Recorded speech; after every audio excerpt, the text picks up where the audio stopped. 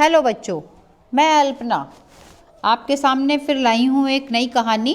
कहानी का शीर्षक है राणा हारा नहीं, जो कि किरण तामुली की कहानी है। तो चलो आइए सुनते हैं कहानी राणा हारा नहीं।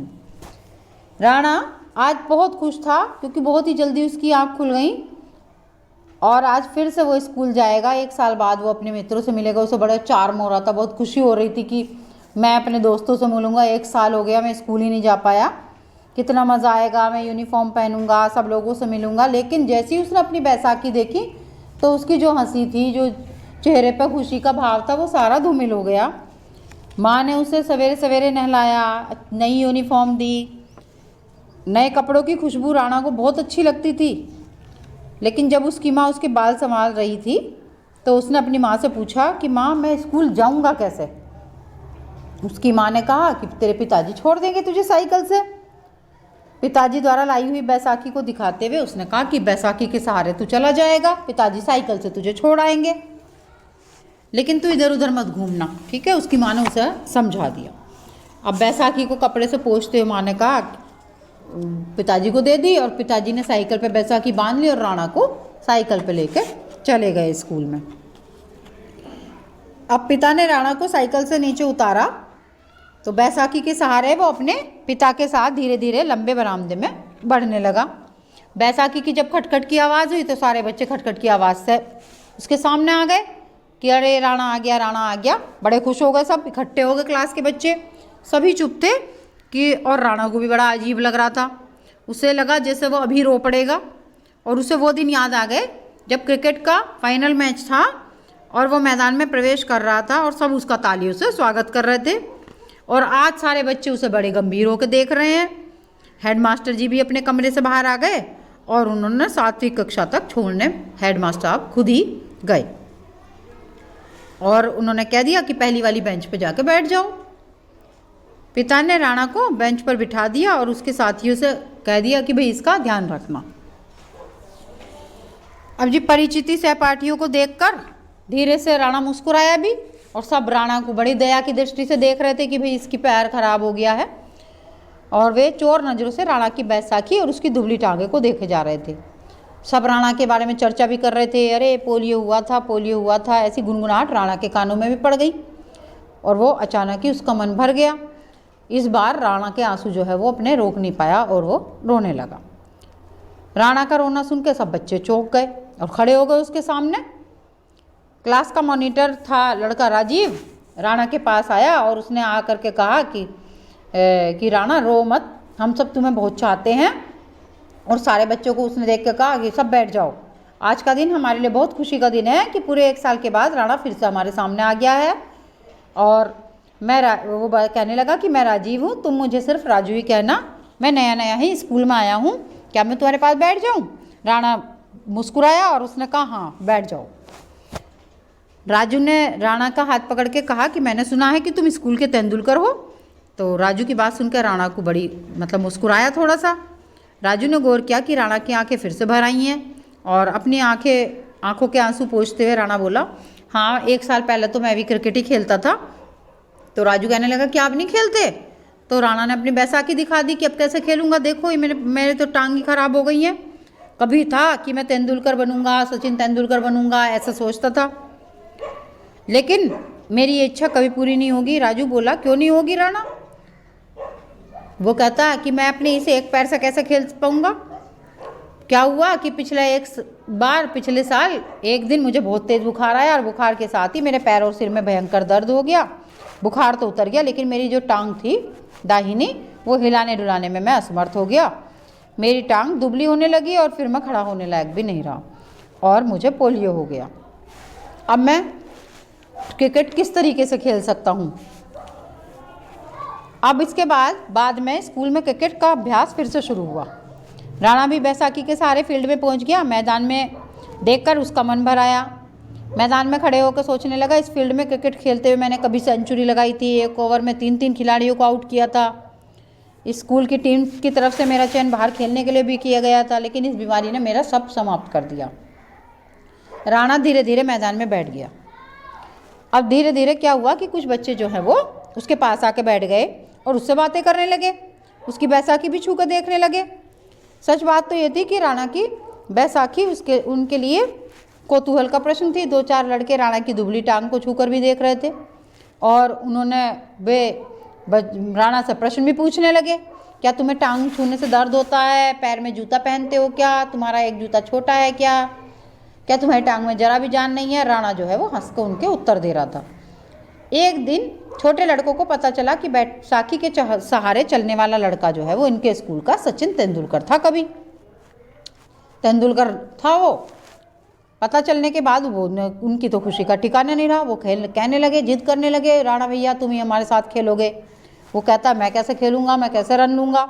लेकिन सबने कहा नहीं राणा भैया तुम बल्ला संभालना, रन तो हम ही बना लेंगे और हमारे साथ खेलना। तो स्कूल की छुट्टी के बाद राणा घर आया और वो बहुत खुश था। आज उसने अपना बल्ला निकाला, सारा सामान निकाल लिया।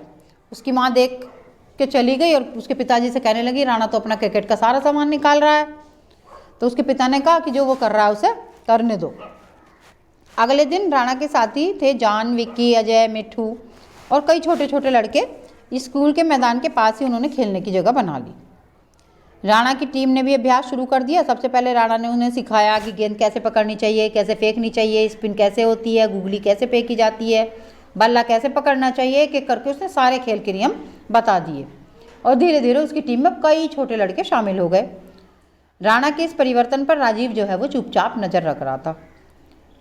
जॉन, अजय आदि के अनुरोध करने पर राणा मैदान में भी आ गया। बैसाखी पर अपने शरीर का बोझ डालते हुए उसने बाएं हाथ से गेंद फेंकी और एक हाथ से बैटिंग करी। राणा की ओर से रन लेने के लिए बच्चों में होड़ लग गई, मैं रनर बनूंगा, मैं रनर बनूंगा, चिल्लाते हुए आपस में झगड़ने लगे। राणा का जीवन अब सामान्य हो गया धीरे धीरे ऐसी। तभी एक दिन क्या हुआ कि एक ऐसी घटना घटी कि उसके जीवन में फिर से उथल पुथल हो गई। एक दिन क्या हुआ कि वो जब स्कूल आ रहा था तो उसने एक पोस्टर लगा देखा और पोस्टर में एक बैसाखी वाले लड़के की तस्वीर थी और जिसकी पोलियो से टांग बेकार हो गई थी और उस तस्वीर के नीचे लिखा हुआ था कि राणा लंगड़ा। अब राणा ने पोस्टर को जब ध्यान से देखा और उसने देखा ये सब लिखा हुआ है तो उसे बड़ा दुख हुआ और वो रोने लगा और वो उस दिन खेला भी नहीं। और जब वो घर आया और अगले दिन को फिर वो स्कूल भी नहीं गया, उसे बहुत दुख था, वो स्कूल नहीं गया। वो 2-4 दिन स्कूल नहीं गया। तो सब बच्चे कहने लगे अरे राणा बीमार तो नहीं हो गया, कहीं बाहर चला गया क्या, क्यों नहीं आ रहा। राजीव जानता था, उसका जो दोस्त था राजीव, वो जानता था कि अरे जो उसके स्कूल ना आने का कारण ये पोस्टर है, इसलिए उसने जाकर पोस्टर हटा दिया। लेकिन वो राणा जो है फिर भी स्कूल में नहीं गया। नया पोस्टर कई लोगों ने देखा, उसने जो है एक दूसरा पोस्टर लगा दिया उसकी जगह कि एक बच्चे को एक माँ ने गोद में उठा रखा है और वो पोलियो की दवा पिलवा रही है। ये वाला पोस्टर अब पेड़ पे लगा दिया। अब उसको राणा फिर भी नहीं आया। राणा के माता पिता भी नहीं चाहते थे कि ज़बरदस्ती राणा स्कूल जाए। तो फिर उसके पिता ने कहा कि असम के बाहर कोई स्कूल होंगे, मैं वहाँ एडमिशन करवा दूँगा। और तो उसकी माँ कहती है एक बार स्कूल के हेडमास्टर साहब से मिल लो। ने कहा ठीक है चलो मिल लेता हूँ। हेडमास्टर साहब भी जो स्कूल के उसके टीचर थे वो भी परेशान थे कि भाई राणा नहीं आ रहा, जाकर पता करो। तो उन्होंने राजीव को ये काम सौंप दिया कि तुम जाके उसे बुला कर लाओ उसके पिताजी को और वो बात कर लेंगे। तो राजीव जो है वो खुद ही सोच रहा था कि मैं राणा के घर जाऊँ, कैसे जाऊँ। तो अब उसे मौका मिल गया और वो उसके घर पहुँच गया। राजीव ने जैसी राणा ने जैसी राजीव को गेट खोलकर अंदर आते देखा तो वो बहुत खुश हो गया। राजीव ने थोड़ा गुस्से से मैं कहा कि तुम तो स्कूल भी नहीं आए, मैं बहुत नाराज हूँ, तुम बीमार थे तो बता तो देते, या तुम बाहर चले गए थे। तो उसने कहा नहीं मैं बीमार भी नहीं था, मैं बाहर भी नहीं गया था। तो आओ मैंने अपने माता पिता को बताया था कि तुम मेरे नए दोस्त हो, वे भी तुमसे बात करना चाह रहे हैं, चलो। तो वे अंदर चले गए। अब अंदर आए तो माँ से मिला वो। उसकी माँ ने कहा अरे तुम राजू हो, तुम्हारी बहुत बात करता है ये। उसने उसकी माँ को नमस्ते करी, फिर वो बातें बातें करने लगे। राणा ने माँ की ओर देखा, माँ ने कहा जाओ घूम आओ, क्योंकि राजीव जो है वो अपने साथ घुमाने ले जाना चाहता था। अब जी राजीव जो है वो उसे अपने घर ले गया, साइकिल पर बैठाया, उसकी बैसाखी बांध ली और अपने घर ले गया। राजीव अपने घर के गेट पर आकर रुक गया। फौज में नौकरी कर रहे उसके पिता इंतजार में थे और उन्होंने फाटक खोल दिया। साइकिल से उतरने में राणा की मदद भी करी। अब वो अंदर आ गए।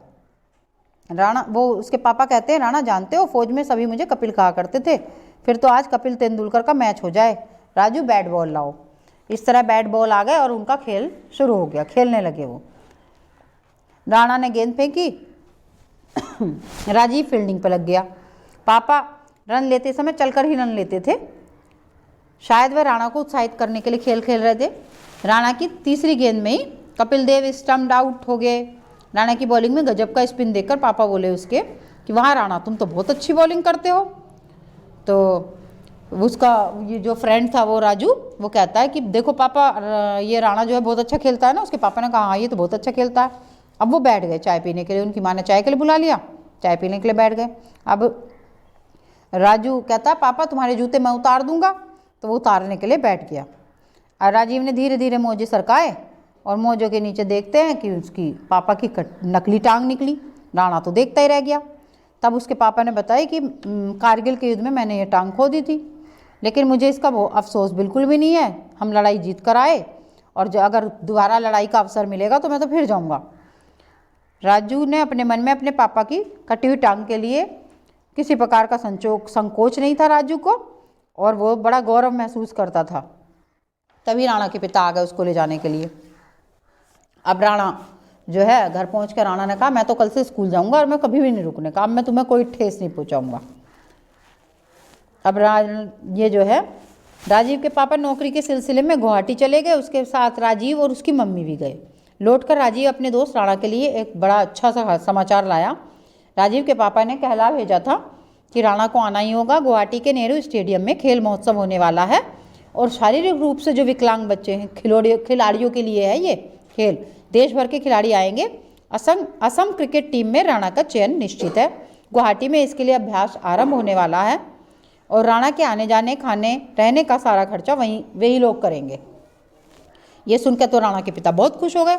वो समझ नहीं पा रहे थे कि राजीव का कैसे धन्यवाद दें, और कह रहे थे भाई राजीव जैसा दोस्त मिलना तो बहुत मुश्किल है। राणा के मन में भी बड़ी उमंग जाग गई नई फिर से, और वो गुवाहाटी के लिए माता पिता के साथ चल दिया। स्कूल के बच्चे भी सुबह से स्टैंड तक छोड़ने आए और जी वो चले गए। अच्छा जी भैया उसमें बस में चढ़ गए तो राणा के कंधे पर हाथ रखते हुए एक लड़का आया काला चश्मा पहने हुए, और उसने पूछा कि 10 नंबर की सीट यही है। राणा ने बताया हाँ। तो उसने कहा मेरा कोट ऊपर रख दो जरा ऊपर को। अब राणा ने देखा कि शायद ये लड़का नेत्रहीन है, तो उसने एक पैर पर खड़े होकर उसकी सहायता कर दी, वो कोट को ऊपर रख दिया। नेत्रहीन लड़के ने कहा कि धन्यवाद, मैं तुम्हारे पास बैठ जाऊं, खाली है ये सीट। राणा ने पिता को देखा, उन्होंने कहा बैठो बैठो, तुम्हारी सीट पर मैं बैठ गया हूँ। धन्यवाद अंकल कहकर उस लड़के ने सीट टटोली। उसका हाथ राणा की बैसाखी से टकराया तो उसने भी उसे टटोला। फिर बोला क्या तुम गुवाहाटी के खेल महोत्सव में जा रहे हो? राणा बोला हाँ, लगता है यह लड़का नेत्रहीन नहीं था, वरना इसे कैसे पता चलता कि मैं गुवाहाटी जा रहा हूँ। मैं भी वहीं जा रहा हूँ, तुम्हारा साथ मिल गया, बहुत अच्छा लगा मुझे। राणा और तुम्हारा? राणा ने पूछा। वह लड़का बैठ गया और बोला मयूर मैं देख नहीं सकता, यह तो तुम समझ ही गए होंगे। तुम कौन सा खेल खेलने वाले हो? वो बोला क्रिकेट। क्रिकेट तो मैं भी खेलूंगा। अरे वाह, ये तो बहुत अच्छा हुआ, तुमसे भेंट होगी। क्या तुम क्रिकेट खेलते हो? कहते कहते राणा रुक गया। नेत्रहीन आदमी क्रिकेट कैसे खेल सकता है? राणा को लगा कि मजाक तो नहीं कर रहा। हाँ, कहते हैं मेरे बाल बिल्कुल सनी की तरह हैं, सभी मुझे गावस्कर कहते हैं। यह कहकर वो हंसने लगा। सचमुच तुम बिल्कुल गावस्कर की तरह दिखते हो, धन्यवाद। तुम्हारा कोई नाम है? उसने कहा तेंदुलकर। तुम्हारे घुंघराले बाल छूते ही मैं समझ गया था कि तुम तेंदुलकर ही होंगे। कैसा संयोग है, आज एक ही बस में गावस्कर और तेंदुलकर दोनों साथ साथ सफ़र कर रहे हैं। कहते कहते मयूर हंस पड़ा। बस स्टार्ट हो गई, उनकी खूब बातें हुई रास्ते में, और वो पहुंच गए अपनी मंजिल पर जहां उन्हें पहुंचना था। मयूर बताया जा रहा था उससे खूब बातें कि मैं छू कर कई बातों का अनुमान लगा लेता हूँ, ज़्यादातर जगह मैं अकेला ही आता जाता हूँ। अगले दिन जब पहुंच गए तो अगले दिन सुबह से व्यायाम और अभ्यास शुरू हो गया। रहने खाने की उचित व्यवस्था देखकर माता पिता तो लौट जाना चाहते थे, पर राणा को अकेले छोड़ने का उनका मन नहीं कर रहा था कि कहीं परेशान न हो जाए। राजू के पापा ने उनसे कहा कि किसी प्रकार की कोई चिंता न करे, और मयूर ने भी कहा कि अंकल आंटी आप लोग जाओ, जिसको कोई परेशानी नहीं होगी, मैं इसे गुवाहाटी भी दिखाऊंगा। मयूर की बातें सुनकर वो दंग रह गए, और कि देखो ये लड़का नेत्रहीन है, अकेला ही आया है, कितना आत्मविश्वास है इसमें।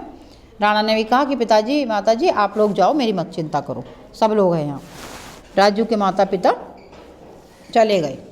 अब खेल के माध्यम से विकलांग लड़के लड़कियों में आत्मविश्वास और मनोबल बढ़ाना ही हमारा उद्देश्य है। इसका जीता जागता उदाहरण है मयूर।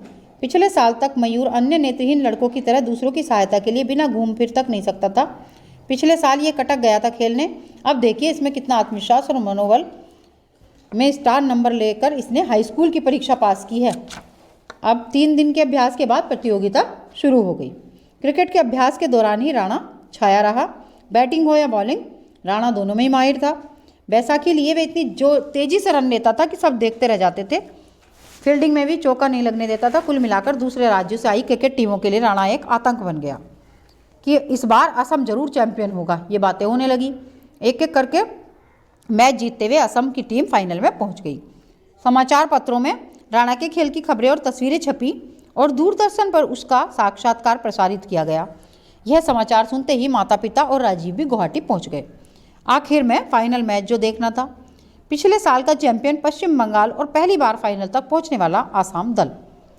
मैच का उद्घाटन करने आया स्वयं तेंदुलकर और पश्चिम बंगाल की टीम को प्रोत्साहित करने आया सौरव गांगुली। पूरा गुवाहाटी नगर उमड़ पड़ा। स्कूल कॉलेज के लड़के लड़कियां स्टेडियम में छा गए। राणा के माता पिता और राजीव के लिए विशेष सीटों का प्रबंध था। पिताजी ने राणा की मां से कहा कि राणा की खातिर ही आज हमें यह सम्मान प्राप्त हुआ है। मां के तो खुशी के मारों आंसू नहीं थम रहे थे। राजीव ने तेंदुलकर और सौरव गांगुली के ऑटोग्राफ लिए। राणा के माता पिता से उनका परिचय करवाया।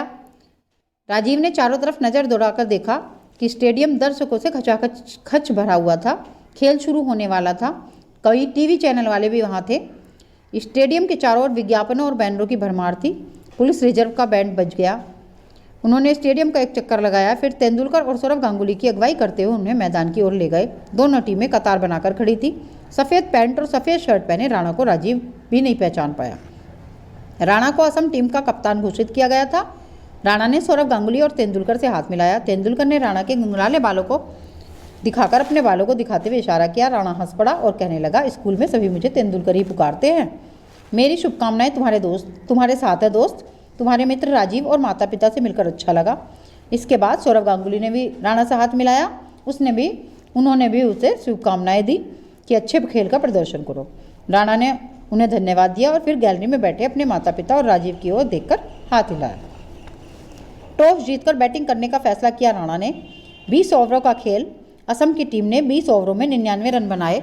सबसे अधिक 51 रन बनाए राणा ने। वह अंत तक नॉट आउट रहा। विश्राम के बाद पश्चिम बंगाल ने बैटिंग शुरू की। बहुत ही बढ़िया बल्लेबाजी। धीरे धीरे उनके रनों की संख्या बढ़ने लगी और असम के खिलाड़ियों में भी उत्तेजना बढ़ने लगी। दर्शकों में बहुत उत्तेजना थी। क्या असम हार जाएगा? अच्छी बॉलिंग और अच्छी फील्डिंग के बावजूद भी वे पश्चिम बंगाल के रन रोक नहीं पा रहे थे। उनकी टीम सचमुच काफ़ी मजबूत थी। खेल धीरे धीरे रोमांचक होता गया और कमेंट्री बॉक्स में तेंदुलकर और सौरव गांगुली लगातार अपने विचार व्यक्त कर रहे थे। राणा के खेल से बहुत प्रभावित थे वे। असम की टीम का भाग्य बॉलिंग और फील्डिंग पर निर्भर था। अच्छे निर्णय और अच्छे खेल का प्रदर्शन ही अब असम को जीत के द्वार तक ले जा सकता है। तेंदुलकर ने भी अपनी राय देते हुए कमेंट्री में बोला। उत्तेजना बढ़ रही थी। अंत में 19 ओवरों में 7 विकेट खोकर पश्चिम बंगाल ने 90 रन बना लिए। अब 6 गेंदों में 9 रन बनाने थे। पश्चिम बंगाल की धुआंधार बैटिंग से असम की फील्डिंग गड़बड़ाने लगी। फिर से चौका। 5 रनों में 5 रन रह गए। फिर 4 गेंदों में 5 रन। तीसरी गेंद में 1 रन बन गया। 2 गेंदों में 4 रन। काफ़ी रोमांचकारी क्षण थे। सबकी निगाहें मैदान पर जमी हुई थी, मानो लोग बाग सांस लेना ही भूल गए हों। तेंदुलकर की कमेंट्री जारी थी। उसकी आवाज़ में उत्तेजना थी। अगली गेंद पर कैच मिच करते हुए लुढ़क पड़ा विकेट कीपर वरुण के हाथ से गेंद फिसलकर तीव्र गति से भागती जा रही थी। वहाँ कोई फील्डर मौजूद नहीं था। गेंद बाउंड्री लाइन पार कर गई और 4 रन। पश्चिम बंगाल के भी 99 रन हो गए। अब उन्हें जीत के लिए सिर्फ 1 रन की ज़रूरत थी और गेंद भी एक ही थी। अंतिम गेंद अगर आउट कर पाए तो खेल ड्रॉ और अगर 1 रन बन गया तो पश्चिम बंगाल की टीम जीत जाएगी। अब कप्तान राणा ने फील्डिंग की पोजीशन में परिवर्तन करा और स्वयं स्लिप की पोजीशन में खड़ा हो गया। असम टीम का भाग्य अब उस पर ही निर्भर था। फास्ट बॉलर गौतम ने अंतिम गेंद फेंकी। गेंद बल्ले पर लगकर काफ़ी ऊपर उछली और कैच पकड़ने का यह सुनहरा मौका था। विकेट कीपर जैसे पीछे की ओर पलटा वो फिर गिर पड़ा। दर्शकों के बीच उफ़ा छी छी जैसी आवाज़ें आने लगी। गेंद पकड़ने के लिए राणा बैसाखी लेकर उसका पीछा करने लगा। राणा चलता जा रहा था। गेंद धीरे धीरे नीचे आ रही थी। बस अब गिरने ही वाली थी तभी राणा के हाथों से बैसाखी छूट गई। राणा एक ही टांग पर कूद कूद कर पीछे हटने लगा और अंत में अपना संतुलन खोते हुए वो भी जमीन पर गिर पड़ा। दर्शकों का शोर एकाएक थम गया। सभी दर्शक अपनी जगह खड़े हो गए और हर तरफ खामोशी थी। सबकी निगाहें राणा पर थी। स्टेडियम की बड़ी सी टीवी स्क्रीन पर दिखाई दिया एक धड़कन बढ़ा देने वाला दृश्य, और वो दृश्य था कि राणा के हाथ में गेंद लिए हुए हाथ ऊपर, राणा जो है वो हाथ उसके गेंद में है और उसने गेंद हाथ ऊपर उठा रखा है। वहाँ मौजूद हजारों दर्शक एक साथ चिल्ला पड़े, आउट। राणा की माँ अब अपने आप को रोक नहीं पाई और खुशी के मारे वो फूट फूट कर रोने लगी, और दर्शक भी बहुत खुश हो गए। सब उसका अभिनंदन कर रहे थे। मैच ड्रॉ रहा। असम पराजय का सामना करने से बच गया और पुरस्कार वितरण समारोह में भी मैन ऑफ द मैच की घोषणा की गई। सभी जानते थे कि वो कौन होगा, राणा।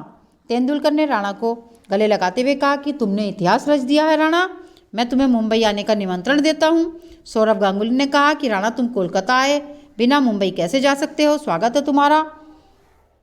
पुरस्कार लेते हुए राणा बोला कि मैं इस सम्मान के भागीदार मेरे माता पिता, मित्र राजीव, मेजर अंकल और मयूर भैया भी हैं, जिनके कारण मैं आज इस सीमा तक, मतलब इस जगह पहुंच पाया। अगले दिन गुवाहाटी के रविंद्र भवन में उसे सम्मानित किया जाना था। गुवाहाटी के कोने कोने में एक ही पोस्टर जगमगाने लगा।